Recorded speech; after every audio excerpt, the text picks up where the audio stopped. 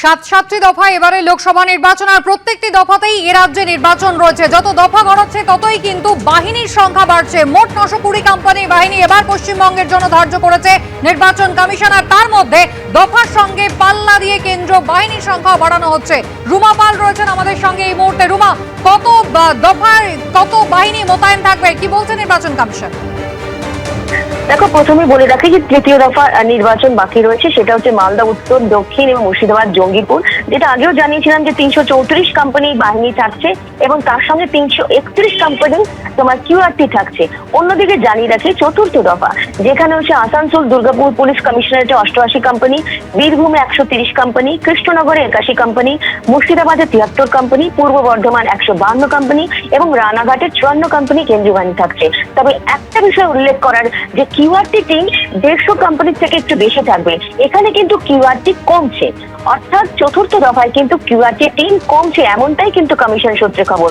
কেন কমছে? কারণ কিন্তু বেশি জায়গায় তোমার ইলেকশন রয়েছে, যেখানে চতুর্থ দফায় ইলেকশন রয়েছে কৃষ্ণনগর, রানাঘাট, বোলপুর, বীরভূম, বহরমপুর, বর্ধমান, পূর্ব বর্ধমান, দুর্গাপুর, আসানসোল। এবং অন্যদিকে জানিয়ে রাখি যে পঞ্চম দফার ক্ষেত্রে কিন্তু 1 লাখে অনেকটাই বেড়ে যাচ্ছে কেন্দ্রীয় বাহিনী, সেখানে 750 কোম্পানি বাহিনী থাকবে।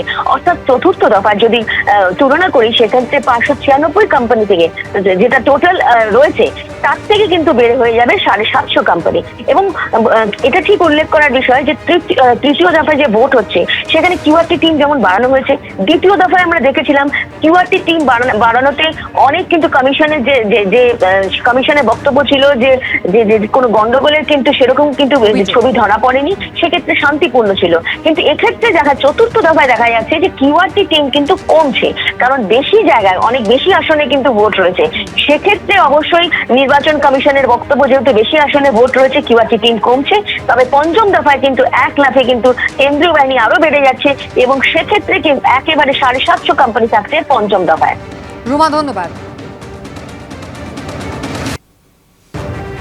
একটা করে দফা গড়াচ্ছে, আর নির্বাচন যাতে একেবারে নিরাপদ হয়, সুষ্ঠু হয়, তার জন্য কিন্তু নির্বাচন কমিশন সদা তৎপর রয়েছে। কিন্তু অশান্তিকে এড়ানো যাচ্ছে। রেজিনগর, বেলডাঙ্গা, নবগ্রাম, লালগোলা, মুর্শিদাবাদের একাধিক জায়গা কিন্তু ইতিমধ্যেই সেখানে বোমা উদ্ধারের ঘটনা সামনে এসেছে। আর এবার ডোমকল, ভোটের আগে আগামী মঙ্গলবার রয়েছে নির্বাচন, 7ই মে, আর তার আগে মুর্শিদাবাদে বোমার ছড়াছড়ি। আর এবার ডোমকলের 3 জায়গা থেকে 20টি তাজা বোমা উদ্ধার হয়েছে।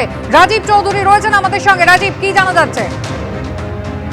কুচুমিটা গতকাল রাত থেকে আজ সকাল পর্যন্ত জায়গায় 20টি বোমা উদ্ধার হয়েছে এবং শুধু বোমা উদ্ধারের নয়, এক জায়গায় বোমা বাঁধা হচ্ছিল, সেটা পুলিশের খবর পাওয়ার পর এসটিএফ এর সঙ্গে তারা যৌথ অভিযান চালায় এবং তারপরে বোমা সেখান থেকে পালিয়ে যায় এবং যে বোমা তৈরির যে সমস্ত সামগ্রী সেখানে তারা ফেলেই সেখান থেকে পালিয়ে যায় এবং সেখানে কিছু বোমা মজুদ রয়েছে। পুলিশ সেই বোমাগুলিকে বাজেয়াপ্ত করে তারা নিষ্ক্রিয় করার কাজ শুরু করেছে। যারা বোমা বাঁধছিল তাদের খোঁজও ইতিমধ্যে কিন্তু তল্লাশি শুরু হয়েছে এবং সেখানে ঘটনাস্থলে এই মুহূর্তে কেন্দ্রীয় বাহিনী পৌঁছে গেছে এবং তারা কেন্দ্রীয় বাহিনীর সাহায্যে এই বোমা আরো কোনো জায়গায় লুকোনো রয়েছে নাকি সেটা বোমা উদ্ধারের চেষ্টা।